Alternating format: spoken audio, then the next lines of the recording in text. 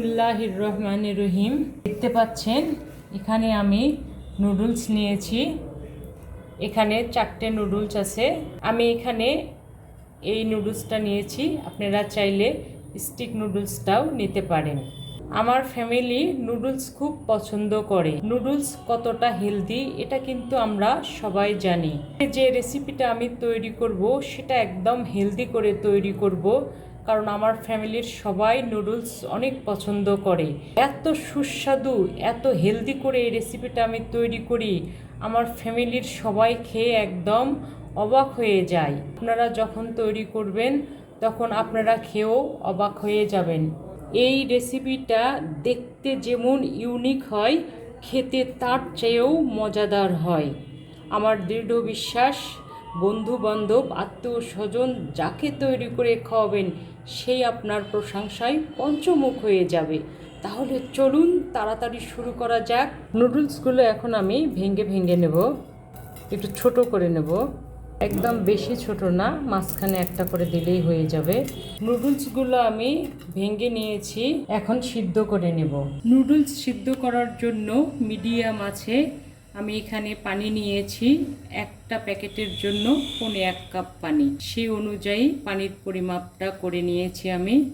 স্বাদ অনুযায়ী লবণ দিলাম, একটু নাড়াচাড়া করে দেব। একে দিয়ে বলক ওঠা পর্যন্ত অপেক্ষা করব। বলক চলে এসেছে, এখন নুডলসগুলো দিয়ে দেব।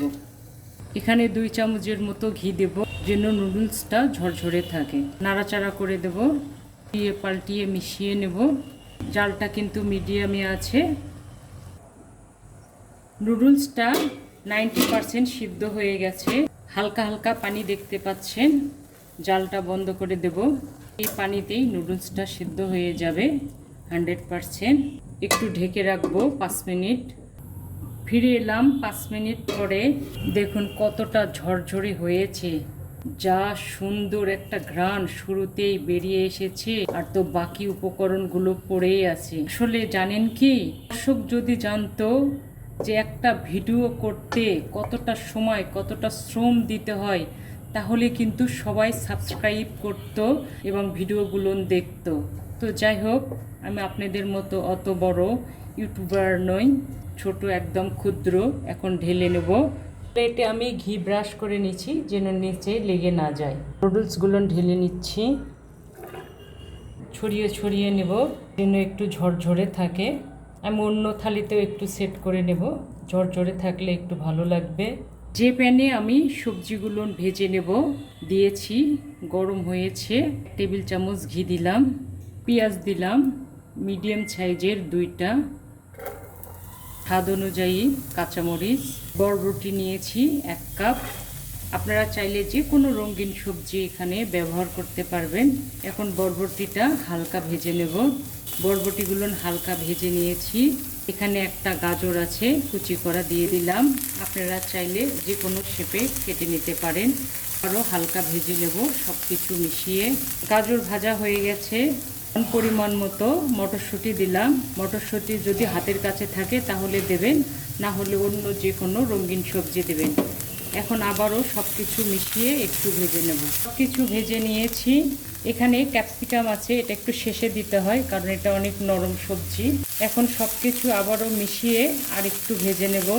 সব সবজিগুলো ভাজা হয়ে গেছে, আর কিছু উপকরণ বাকি আছে, সেগুলো শেষে দেব। এখন পরিমাণ মতো লবণ দিলাম। লবণ দিয়ে ভালোভাবে মিশিয়ে নেব, কারণ একটু পানি বের হবে। পানিটা শুকিয়ে যাওয়া পর্যন্ত ভেজে নেব। এখন আমি টমেটো দিলাম, দেখতে একটু সুন্দর লাগবে। যদিও টমেটো থেকে পানি বেরোবে, আপনারা চাইলে লাল ক্যাপসিকাম, সবুজ ক্যাপসিকাম সেগুলোও দিতে পারেন। আবারও সব কিছু মিশিয়ে একটু ভেজে নেব। সুন্দর একটা ঘ্রাণের জন্য 2টা শুকনা মরিচ আমি এখানে গুঁড়া করে নিয়েছি, চাইলে স্বাদ অনুযায়ী দিতে পারেন।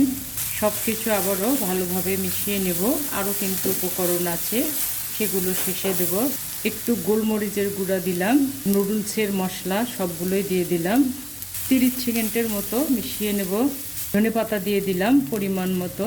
জালটা বন্ধ করে দিয়ে ধনেপাতা দিয়ে ভালোভাবে মিশিয়ে নেব। লাস্টে একটা উপকরণ দেব, সেটা দিলে পরে স্বাদটা একদম রেস্টুরেন্টের মতো হয়ে যাবে। এখন সবজিগুলো আমি ঢেলে নেব। সবজিগুলো আমি ঠান্ডা করার জন্য ঢেলে নিলাম। না হলে আরো নরম হয়ে যাবে। ঠান্ডা করে নেব।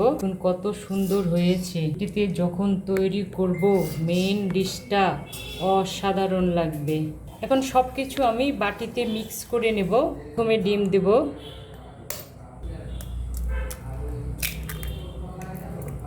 আমি এখানে 4টা ডিম নিয়েছি। প্রথমে 4টা দিয়ে তৈরি করব। আপনারা কোয়ান্টিটি অনুযায়ী ডিম কম বেশি করে নিতে পারবেন। হ্যান্ড উইক্সের সাহায্যে ডিমটা সুন্দর করে ফেটিয়ে নেব। ডিম ফেটানো হয়ে গেছে। ঠান্ডা করা নুডলসগুলো দিয়ে দেব। আপনারা পরিমাণ মতো দিয়ে দেবেন। এখন আমি উঠিয়ে রাখা পুর দেব। ঠান্ডা হয়ে গেছে।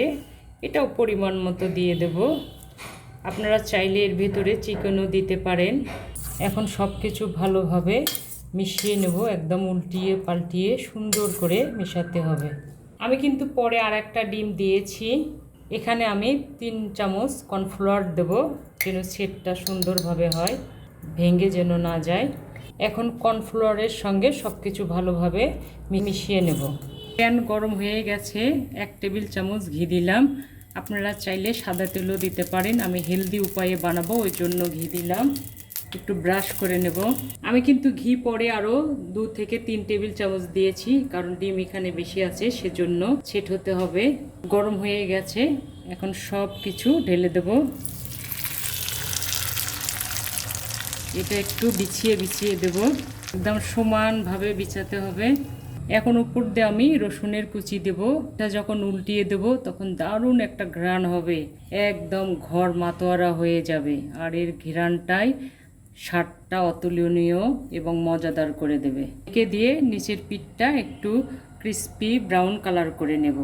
সুন্দরভাবে সেট হয়ে গেছে। 10 মিনিটের মতো লেগেছে বা কম বেশি লাগতে পারে। এখন ঢাকনাটা খুলবো। এখন উল্টিয়ে দেব। বিসমিল্লাহ। দেখুন কত সুন্দর হয়েছে, অসাধারণ। আর একটু ঘি দিয়ে দেব সব সাইড দিয়ে অল্প করে। এখন ওই সাইডটাও সুন্দর করে সেট করে নেব। যা সুন্দর একটা ঘ্রাণ এখনই চলে আসছে রসুনের, আমার তো এখনই খেতে ইচ্ছা করছে। সেট হওয়ার পরে ফিরে আসব। এই সাইডে আমি রুটি যে করে সেই তাওয়াতে বসিয়ে দিয়েছি। আর একটা 2টো করিয়েছি। নিচের সাইডটা হয়ে গেছে।